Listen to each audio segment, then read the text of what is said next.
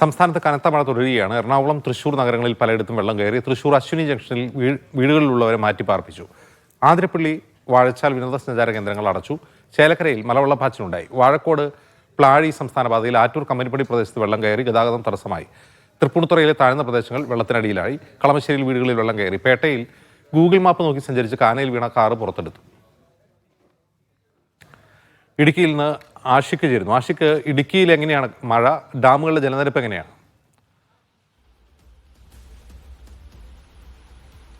അജിൻസെ, ഇടുക്കിയിൽ ഇപ്പോൾ മഴ പതിയെ കുറഞ്ഞു നിൽക്കുന്ന സാഹചര്യമാണ് ഉള്ളത്. ഡാമുകളുടെ സാഹചര്യം എടുത്ത് പരിശോധിച്ചാൽ ഞങ്ങൾ ഇപ്പോൾ നിൽക്കുന്നത് മലങ്കര ഡാമിന് മുൻവശത്താണ്. നമുക്ക് ദൃശ്യങ്ങളിൽ കാണാം, ഡാമിന്റെ ഷട്ടറുകൾ ഏതാണ്ട് 10 സെന്റിമീറ്ററോളം ഉയർത്തിയിട്ടുണ്ട്. ഇന്നലെ തന്നെ ജാഗ്രതാ നടപടികളുടെ ഭാഗമായിട്ടാണ് ഡാമിന്റെ ഷട്ടർ ഉയർത്തിയത്.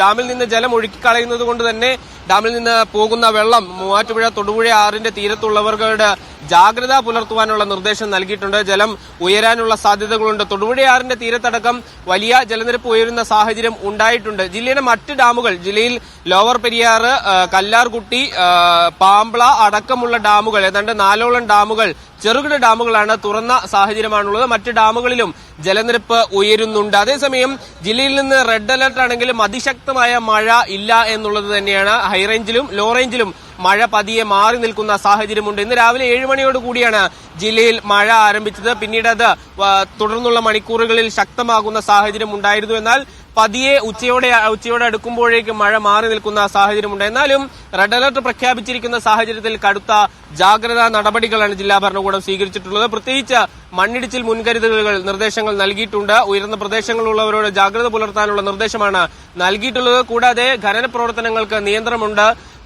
മൂന്നാർ ഗ്യാപ്പ് റോഡിലൂടെയുള്ള സഞ്ചാരം പൂർണ്ണമായും നിയന്ത്രിച്ചിട്ടുണ്ട്. തോട്ടം മേഖലയിലുള്ളവരോടും ജാഗ്രത പുലർത്തണം എന്നാണ് ജില്ലാ ഭരണകൂടം അറിയിക്കുന്നത്. പ്രത്യേകിച്ച് പുറം പണികൾക്ക് നിയന്ത്രണമുണ്ട് തോട്ടം മേഖലയിൽ. കഴിഞ്ഞ ദിവസം തോട്ടം മേഖലയിൽ പ്രവർത്തിച്ചുകൊണ്ടിരിക്കെ മരം വീണ് 2 തമിഴ്നാട് സ്വദേശികളായ തോട്ടം മേഖലയിലെ തൊഴിലാളികൾ മരിക്കുന്നതടക്കമുള്ള സാഹചര്യങ്ങൾ ജില്ലയിൽ റിപ്പോർട്ട് ചെയ്തിരുന്നു. അതുകൊണ്ട് കനത്ത ജാഗ്രതയിലാണ് ഇടുക്കി ജില്ല. റെഡ് അലർട്ടാണ് പ്രഖ്യാപിച്ചിരിക്കുന്നതെങ്കിലും മഴ പതിയെ കുറഞ്ഞു വരുന്ന കാഴ്ചയാണ് ഇപ്പോൾ നമുക്ക് മനസ്സിലാക്കാൻ കഴിയുന്നത്. പക്ഷേ ലോ റേഞ്ചിലും ഹൈ റേഞ്ചിലും കനത്ത ജാഗ്രതയോടുകൂടിയാണ് ഇടുക്കി ജില്ല മുന്നോട്ട് പോകുന്നത്.